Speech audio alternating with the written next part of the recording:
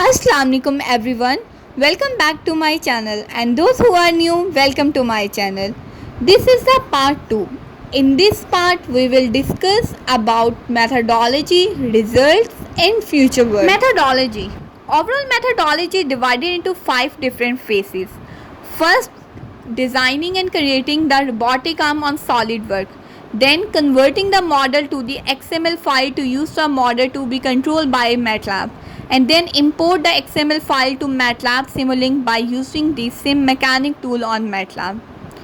Second, control the model by using slider, means manually controlling, because slider is a GUI component that can control the robot upper arm, forearm, wrist and gripper. Third, control through database at certain angles 0, 45 degree, 90 degree, and then gesture recognition system.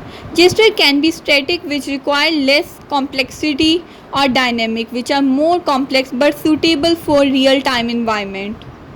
Results. This is the first case of my research study in which I have designed the complete model of robotic arm. I have designed each part individually and then assembled them by applying certain conditions. This design model is of 6 degree of freedom. This degree of freedom is an essential technical indicator for structure, and it can help find the system flexibility. More generally, if the degree of freedom is high, the robot will become more flexible and operative. So we can see that in the left window, all the components of robotic glove are shown. I have exported the complete assembly of this model into XML file using Sim Mechanic tool. Also, for the complete model development, I have imported the design file in MATLAB using some commands. This an output is generated in the form of block diagram after the import procedure. This block diagram represents the complete design model. This design model has no slider and controlling function.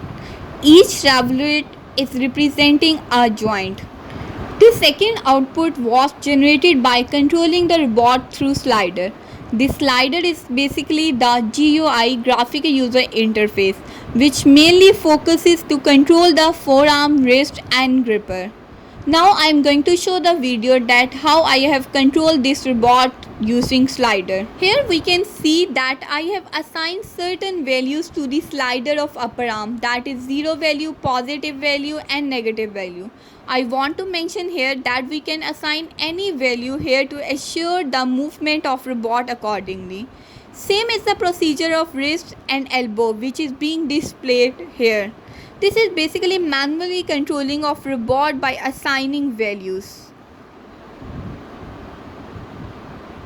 Third output for application purpose, GUI, graphical user interface, is of great importance.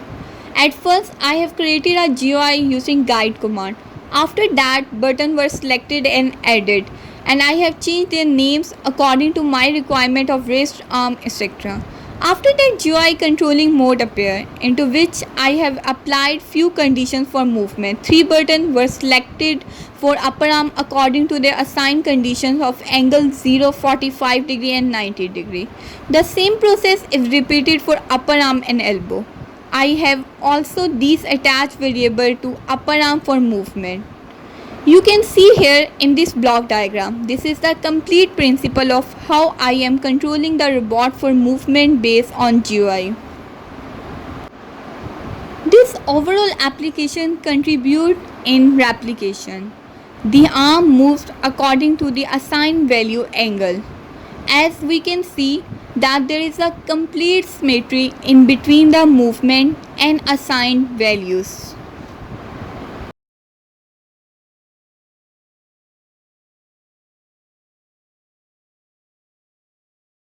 Fourth output, gesture recognition system.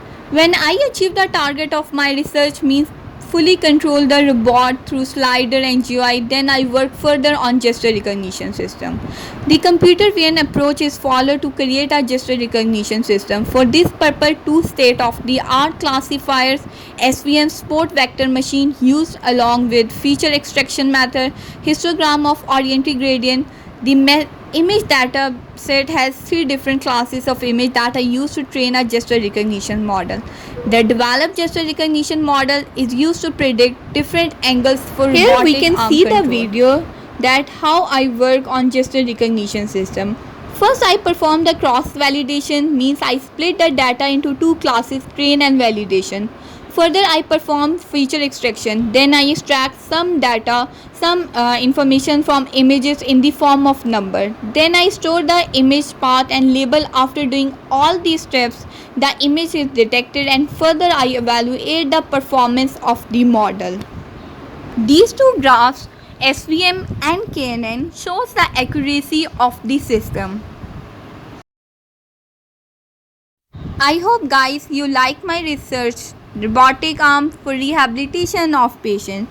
Please don't forget to subscribe my channel. Allah Hafiz.